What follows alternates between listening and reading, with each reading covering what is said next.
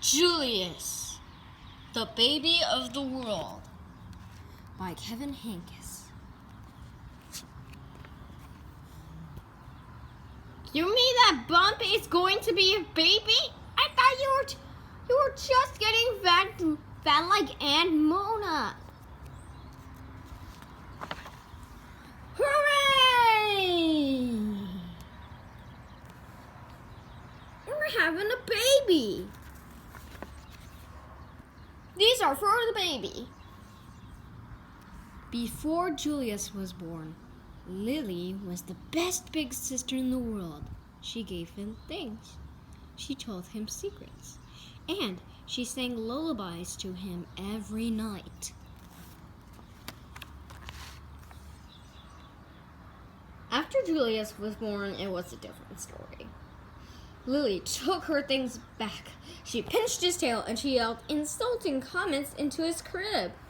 "These are mine! I am the queen," said Lily, "and I hate Julius!" But her parents loved him. They kissed his wet pink nose, they admired his small black eyes, and they stroked his sweet white fur. Lily thought his wet pink nose was slimy. She thought his small black eyes were beady. And she thought his sweet white fur was not so sweet, especially when he needed his diaper changed. Julius is the baby of the world, chimed Lily's parents. Disgusting, said Lily. Lily had to share her room with Julius. After Julius goes away, do I get my room back? She asked. Julius isn't going anywhere, said Lily's mother. And he didn't. He stayed and stayed and stayed. Lily was supposed to be very quiet while Julius slept. After Julius goes away, can I talk like a normal person again? She shouted. Julius isn't going anywhere, said Lily's father. And he didn't. He stayed and stayed and stayed. We want Julius to grow up to be as extraordinary as you, said Lily's mother. So we must tell him constantly how beautiful he is and how much we love him. You're beautiful, Julius. We love you, Julius. When no one was looking, Lily had her own idea. I hate you. You're ugly.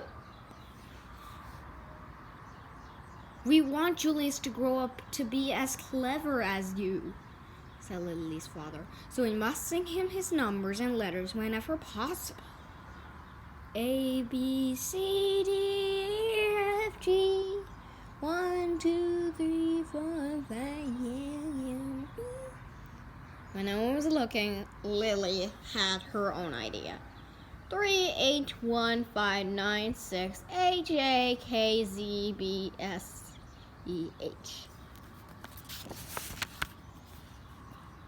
Lily's parents were more than a bit doubtful about leaving the two of them alone together. Lily tried to find Julius with her nifty disguises. She learned magic and tried to make him disappear. When that didn't work, she simply pretended that he didn't exist. Baby? What baby? I don't hear anything. Lee spent more time than usual in the uncooperative chair. I hate everything! I'm hungry. I have to go to the bathroom.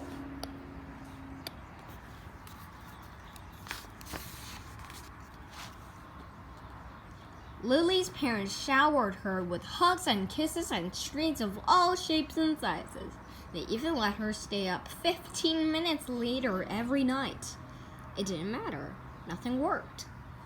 I am the queen, said Lily, and I hate Julius. Oh well. But her parents loved him. They kissed his wet pink nose, they admired his small black eyes, and they stroked his sweet white fur. Julius is the baby of the world, chimed Lily's parents. Disgusting, said Lily. Lily's parents were amused when Julius blew a bubble.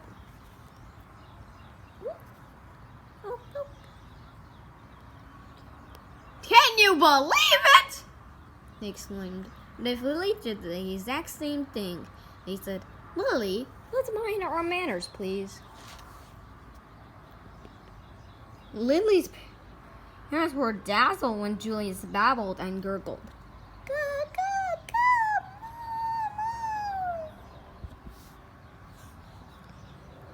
Such a vocabulary, they exclaimed. Ma. But if Lily did the exact same thing, they said, Lily, let's act our age, please.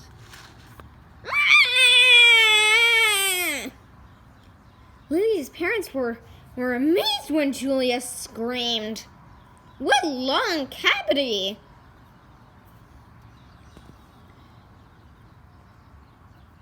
They exclaimed, but if Lily did the exact same thing,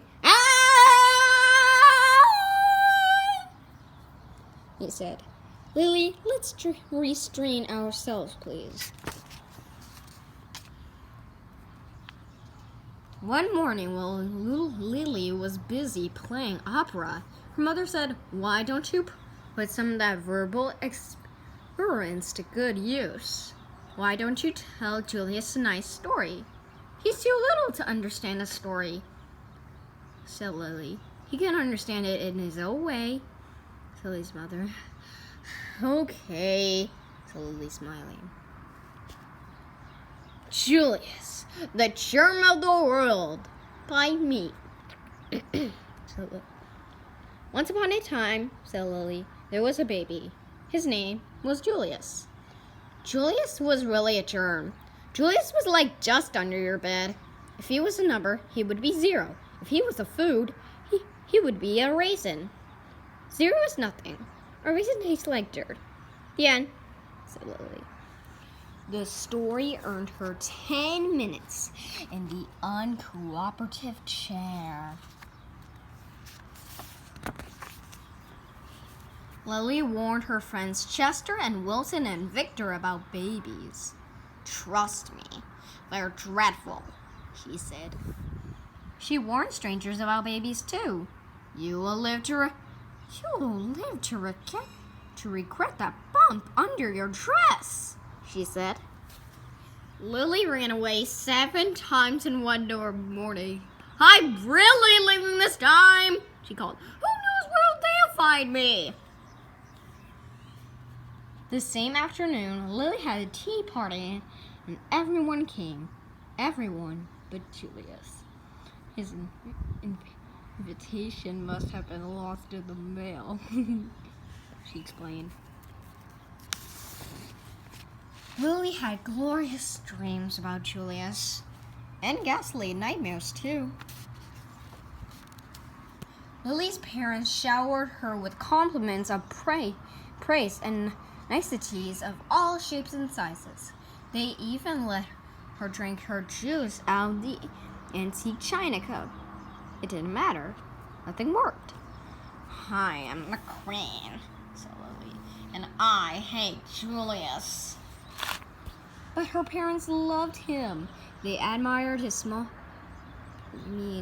they kissed his wet pink nose, they admired his small black eyes, and they stroked his sweet white fur.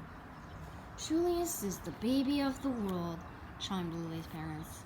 Disgusting, said Lily. When Lily's mother felt up to it, she planned a festive celebration in honor of Julius. All the relatives came. There was quite a spread. What's the big deal? Said Lily. Haven't they all seen a silly lump before? Apparently not. All afternoon, the relatives hovered over Julius. They kissed his wet pink nose, they admired his small black eyes, and they stroked his sweet white fur. Disgusting. Sick. Cousin Garland. What? Said Lily. Julius, said Cousin Garland. I think his wet pink nose is slimy. I think his small black eyes are beady. And I think his sweet white fur is not so sweet. He needs his diaper changed.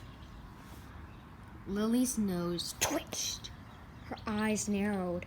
Her foot stood on end. And her tail quivered. You're talking about my brother, said Lily. And for your information, his nose is shiny, his eyes are sparkly, and his fur smells like perfume. Cousin Garland was speechless. He can blow bubbles, continued Lily. He can babble and gurgle, and he can scream better than anyone. Cousin Garland tried to slink out of the room. Stop, said Lily. I am the queen. Watch me closely. Lily picked up Julius. She kissed his wet pink nose. She admired his small black eyes, and she stroked his sweet white fur. Your turn, said Lily, handing Julius over to Cousin Garland. Kiss, admire, stroke, Lily commanded. Now repeat after me, said Lily. Julius is the baby of the world. Julius is the baby of the world, said Cousin Garland. Louder, said Lily. Julius is the baby of the world! And from then on, he was, in everyone's opinion, especially in Lily's. We're almost twins! The end.